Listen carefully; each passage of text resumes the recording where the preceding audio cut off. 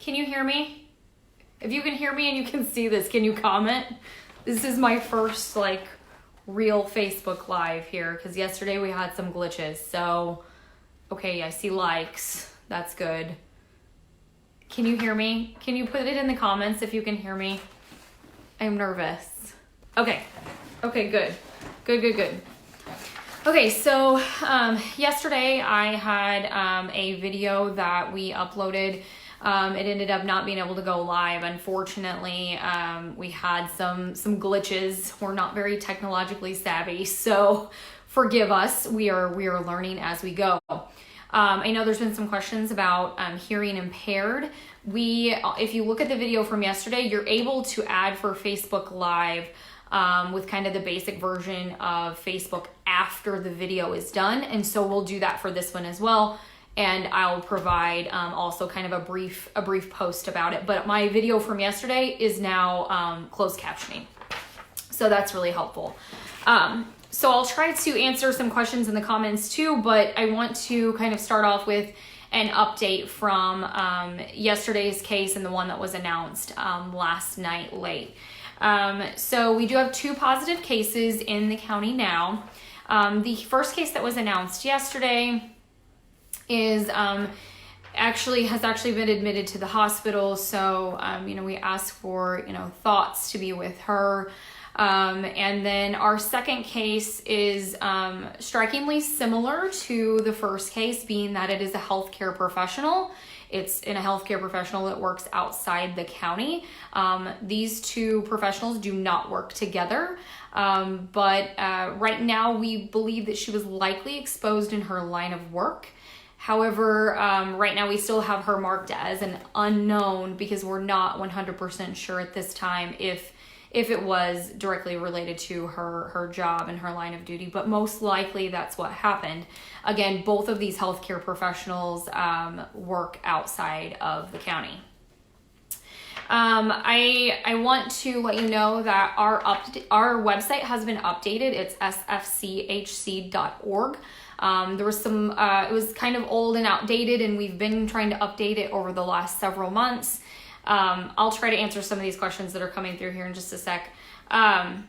But we have pushed it through there's content that's on other issues that really needs to be updated, but we wanted to push the updated website through so that we could get the updates up on the website. So if you go to our website, and here it is behind me, it's hard to see, but, there's a tab on the very front that says COVID-19 updates.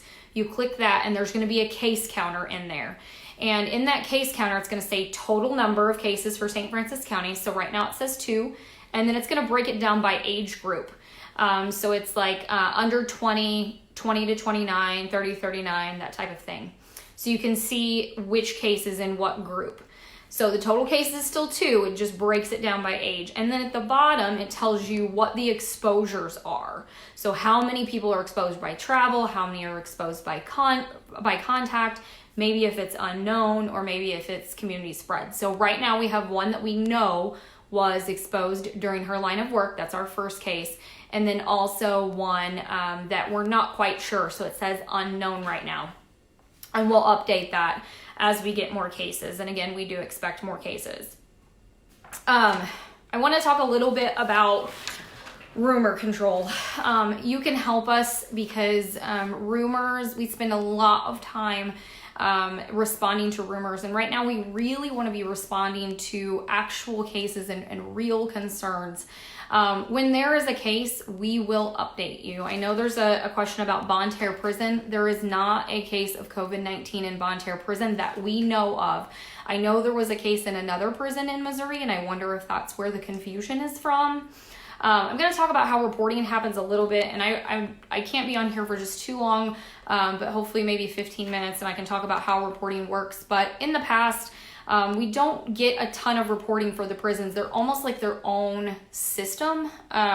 We do deal with hepatitis A with the prisons, and so, but this is a different case, and we will get, reporting from them if there's a COVID-19, or at least an update and an alert, and we'll help them navigate that if they need to, but they are under the state. So but there is not a case of COVID-19 at Bonne Terre Prison. Let me scroll back through here and try to answer some of these things that I saw. Forgive me, because I'm learning Facebook Live as we go. Any consideration for a county stay-at-home order? Yes, there is consideration for that. It's not as easy as saying yes or no.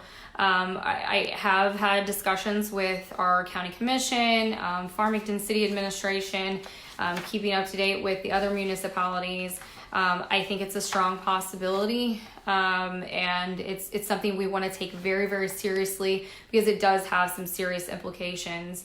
And we want to keep watching what's happening with cases, but knowing that, and I said this on the radio last week, emerging infectious diseases are where you think you are today, and Dr. Fauci said this from the NIH, you're not really there today. You're a few days ahead of now, but you don't have the data to support that. So it's important to keep that in mind. I know the governor is going to be doing a live at 3 p.m., so watch for that. But we are strongly considering that. Are these pending tests also from doctors' offices? So I want to talk a little bit about that because, yesterday I talked about how we had pending tests at the state public health lab. And we've had several come back through today that have been negative. However, they were people that we were never notified of that were at state public health labs. So you can see what kind of issue that brings when we really don't know how many are pending at state public health labs. So I don't want to give numbers that aren't really real. And we were talking about that this morning, that some of the negatives we got through were not people. I hope I saw low connection, so I hope that was okay. So basically, I'm not sure how many are pending from state public health labs. Certainly private labs, the doctors send those out. We have asked the doctors to try to notify us if they're sending to private labs, mainly so we can try to reach out to those people and let them know that they need to stay home. Excuse me. Until their test is resulted, and we're also asking doctors to let them know that as well. But obviously, so far, we've gotten lots of negatives in, but we don't always get reporting on negatives. It's actually typical that we only get positives.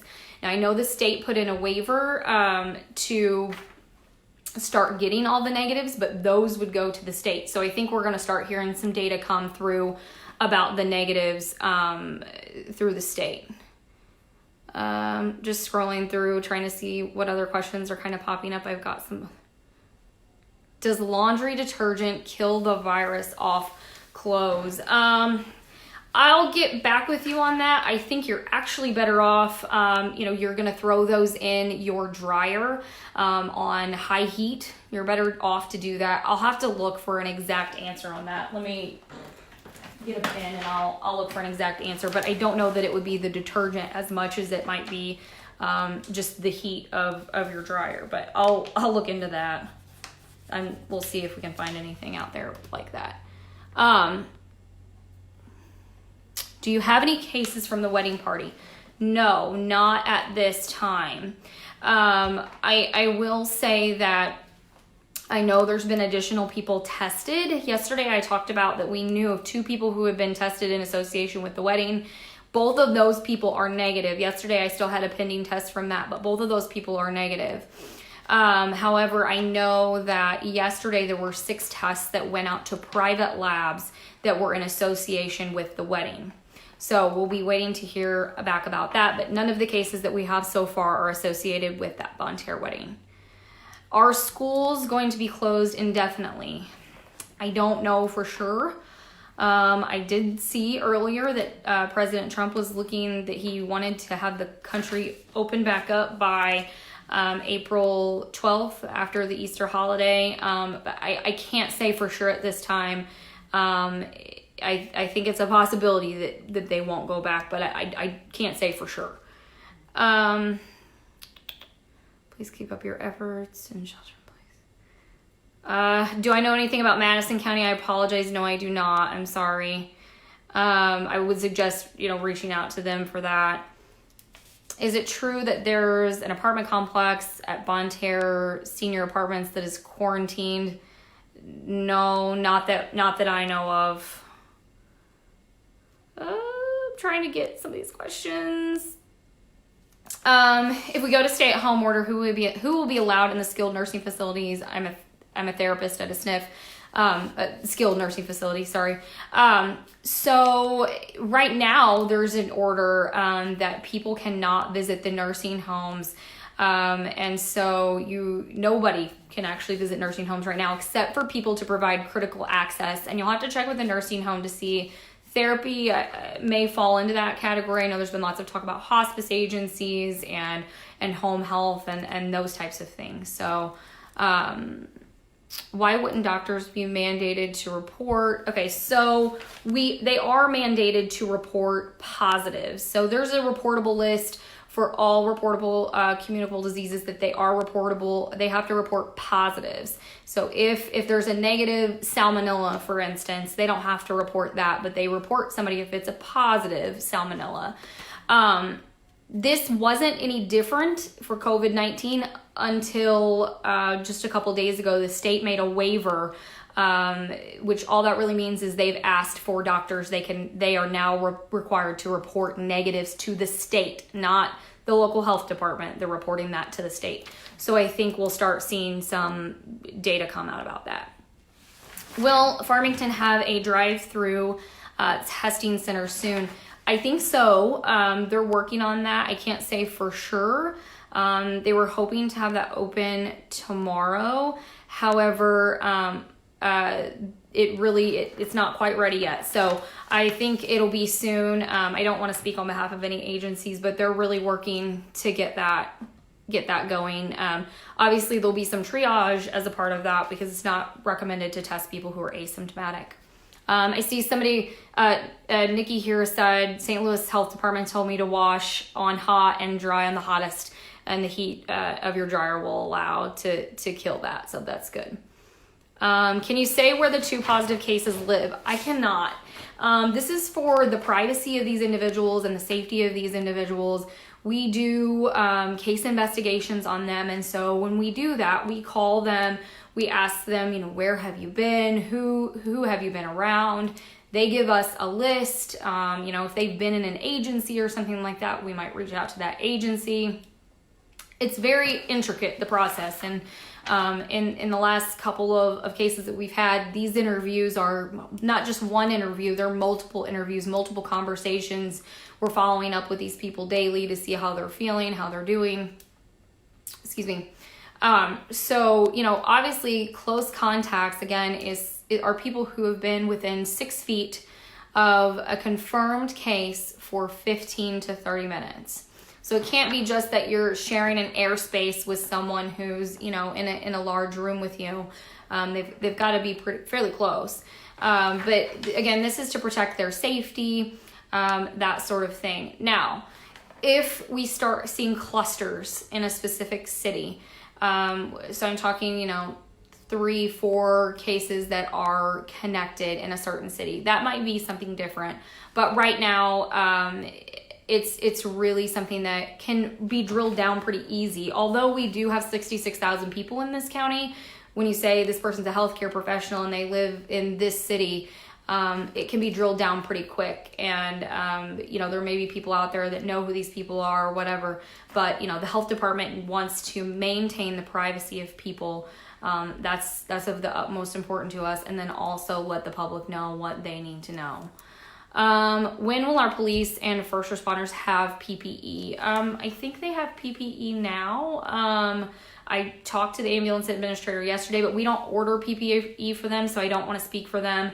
But I know that they have placed an order for both police and EMS to get more PPE in. Is Farmington, Park Hills, Deloge, Ludington going to be on lockdown? We talked earlier about the stay-at-home order, and this will be posted again here in a minute, so you guys will be able to go back and review this if you just want to.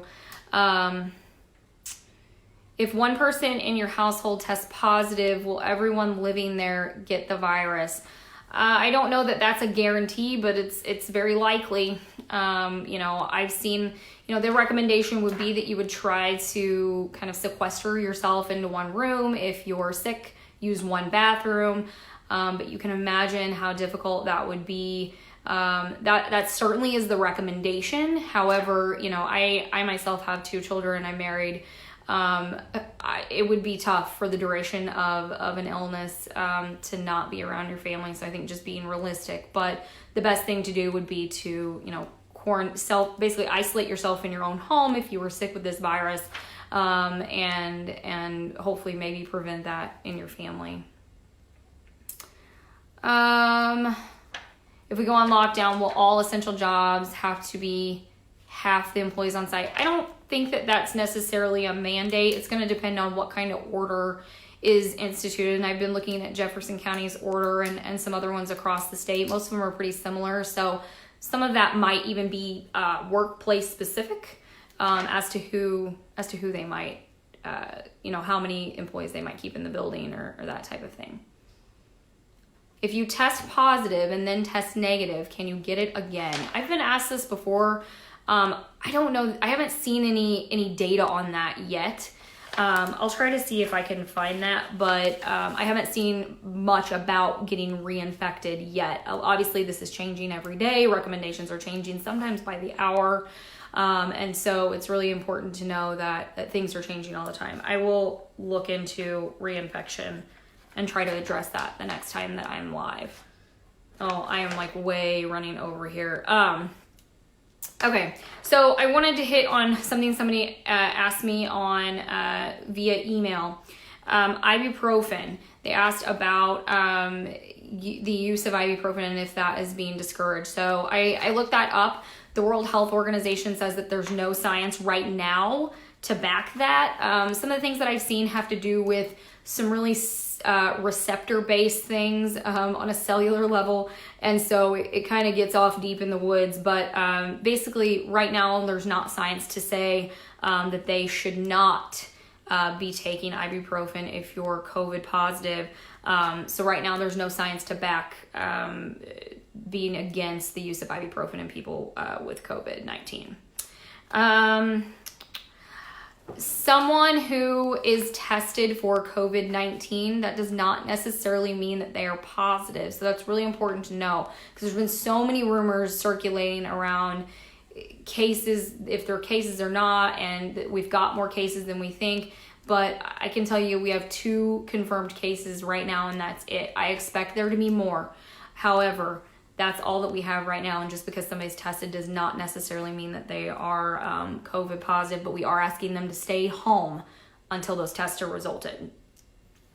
I'm going to try to do the 2 confirmed cases have underlying health issues. I do not believe so from the conversations that we've had from them. I do not believe that they do, but I will look into that and make sure I ask our nurses who are investigating that as well. I'm writing this down. That's why I'm looking down. I'm going to have to hop off here. I'm so sorry. What are recommendations for testing at this time? So the state just released new guidance today for state public health lab testing. However, they are trying to test high priority patients because the resources are limited, but now we're getting a lot of private labs coming on board. I think most of our doctor's offices are sending out to private labs now, so that's good news. But basically, it's up to the clinician. If the doctor evaluates the patient and thinks that they have symptoms consistent with COVID-19, they can send that out to Quest. It's really the clinician's judgment. But the state does have more strict guidelines, and like I said, they just updated those today. People with COPD, what do we do if we get it? So anyone who thinks that they've been exposed and they've had fever greater than 100.4, cough, they should call their healthcare provider. You won't know if you have it unless you get tested. Call your healthcare provider before you go. If you develop shortness of breath or other severe symptoms, you should call the hospital before you go as well. Shortness of breath is concerning and really should be something that is urgently addressed. Are they going to shut down daycares? At this point, that was on my list, so I definitely want to address that too. Daycares are being considered critical infrastructure at this time. I realize that there's kind of a confusion between, the schools are closed and daycares are open, but schools do have a larger population that are in them as opposed to a daycare, but we really need healthcare providers and healthcare professionals to be at work, EMS, law enforcement, that type of thing. So that's the thought behind wanting the daycares to remain open, and that's something that Governor Parson talked about last weekend when he released his order. For questions for the schools, I would ask you to reach out to them. I just can't speak on behalf of them, but I know a lot of them are working on doing some learning that is virtual, or other ways to keep kids engaged and keep the educational process going. Some of these I've answered prior, so I'm gonna skim through them. If you will go back and take a look at the video, I'd appreciate it. What businesses are being considered essential in St. Francis County? There are a couple ways to look at that. Obviously, healthcare, Department of Health, which would be us, public health, first responders, food, grocery stores, that sort of thing. I'll make a post on this when we're done because there's a long list, but daycares, but certainly that type of thing would be considered. I've heard a few in Bismarck and Bonne Terre as well. I'm not sure if you mean confirmed cases, but we don't have only confirmed cases that we have 2 confirmed cases. That's it. What happens if a funeral home worker tests positive? Do all the workers have to quarantine? I'm sorry, I'm looking at my watch because I gotta hop off here in just a minute. That it's gonna depend on the situation, and if that person was, working at the funeral home, that type of thing. We do a case contact investigation, see if they see who they exposed, and then those people would be quarantined. So it really depends on who was in that person's 6-foot range for 15 to 30 minutes at a time. Let's see. The 2 cases that are positive are not associated with the Bonne Terre wedding. I'm so sorry. I will go back through these comments and try to, I'll try to get some answers to some of the questions that I haven't already talked about. I'm so sorry. I need to hop off of here. But what I want to tell you is that I know that everybody is nervous and anxious and, concerned for what is to come. And I think you have very good reason to be concerned. But I would encourage you to take a deep breath, listen to reputable sources. We are doing everything that we can to trace these cases, to trace their contacts, to make sure those people remain in quarantine. And I will say that we've had good cooperation so far for the most part, and certainly good cooperation from our 2 positive cases. I think in general, people understand how serious this is, and we investigate communicable disease all the time. 99% of the people we deal with are very cooperative. They want to protect the people around them. So I would ask for your help in sharing accurate information, not sharing rumors, those types of things, because every time we have to combat those, it's taking time away from the real investigations that we need to be putting a lot of effort into. I would also ask you this. We received a call this morning in regards to some elderly individuals who've called the state and asked for information about what to do if they get sick. Obviously, they're in the high risk category, and I know we've obviously put stuff out on Facebook. We know maybe that's not quite the demographic, And then we've also been on the radio multiple times, things in the paper. However, what I would ask you to do is help me with that. Let people that you know who are elderly, the same recommendations that are out there that we've been saying. Elderly people really need to try to stay home if they can. They need to really avoid other people, certainly avoid sick people. And then if elderly people develop a fever, cough, shortness of breath, same thing for everyone else, but to a heightened level of concern, they need to contact their healthcare provider, or they need to contact the hospital before going, if at all possible. Again, I know that there's lots of things coming out about people who are younger and are getting this disease, and that is certainly concerning. I have not seen enough information yet come back about risk groups, other than mainly your high risk groups of being elderly and with other conditions such as heart, lung disease, kidney disease, and diabetes. So, or any other person with an immunocompromised system. So please help us. And if you know elderly people, please help them get this information. I myself called both of my grandparents over the weekend and told them, please do not go out into the public. Make sure we have support systems and that type of thing. And I know not everybody has that, but if you can help us in getting that information to them as well, that's helpful. And we've got some ads that are going to be going out on the radio. Again, I thank you for hopping on here. I'm actually planning, I know I've seen some posts that were put out there, but what I said yesterday is that I was going to try to do these on Tuesdays and Thursdays at 2 p.m. I'm giving media updates on Monday, Wednesday, Friday at 2 p.m. So I want to try to keep you guys informed as much as we possibly can. But I will be on again on Thursday at 2 p.m. and I'll go through these questions and try to get you answers that are scientifically based with the evidence that we have out there about COVID-19. I appreciate you hopping on, and we will talk to you soon. Feel free to call the health department if you have concerns or questions. Our environmental health department is taking all of those right now. They usually are out doing inspections, so that some of you guys probably know them, but they're kind of in and out right now, but they are taking all of those questions for you. So thank you so much, and I'll see you on Thursday at 2 p.m. Thanks.